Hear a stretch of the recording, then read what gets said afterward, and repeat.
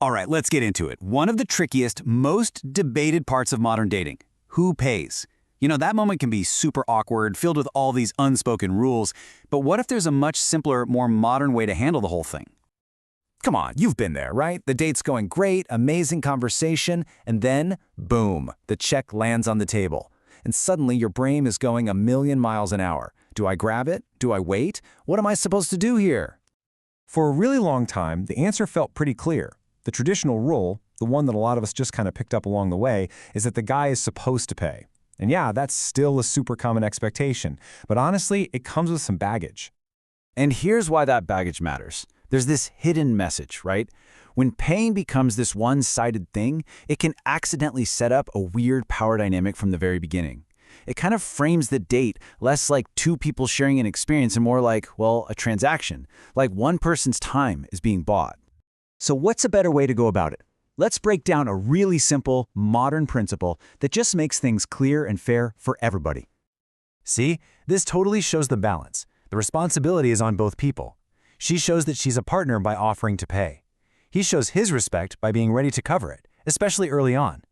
It's not a rigid rule. It's more like a dance of good manners from both sides. But this goes deeper than just one little rule. It actually points to a whole mindset.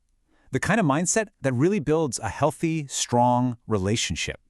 Instead of getting all tangled up in who's supposed to do what based on old-school roles, what if we just looked at this from a totally different angle?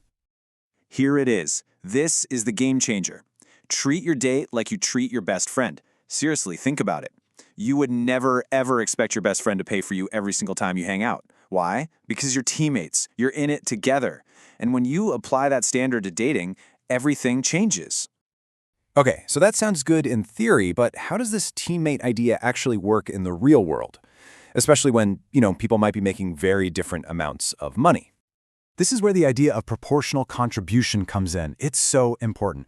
Fairness isn't always about splitting a bill 50-50 down the middle. It's about both people chipping in a way that actually makes sense for them financially. It's all about being a team. So, for example, if he wants to plan some super fancy weekend that's way out of your budget, well, it's kind of on him to cover it if that's what he wants to do. But on the other hand, if you're planning a vacation together, just the act of offering to cover what you can, even if it's just the snacks or one night's dinner, that gesture shows you're all in. Because at the end of the day, that's what this all boils down to. It is not about the actual dollar amount. It's about the effort. It's about seeing that the other person is trying. Because when you feel like you're the only one putting in the effort, you start to feel used. And the one thing that really matters, more than any amount of money, Has absolutely nothing to do with money. it has everything to do with the gesture. That signal that says, hey, I see you, I value you, we're a team. That is what builds something real. So as we wrap this up, let's just boil it all down to one final, really important question you can ask yourself. The next time that check comes, don't just think, who should pay? Instead, think, what are my actions saying right now? Are you building a transaction based on some outdated script? Or are you building a partnership based on teamwork and real respect? The choice is totally yours.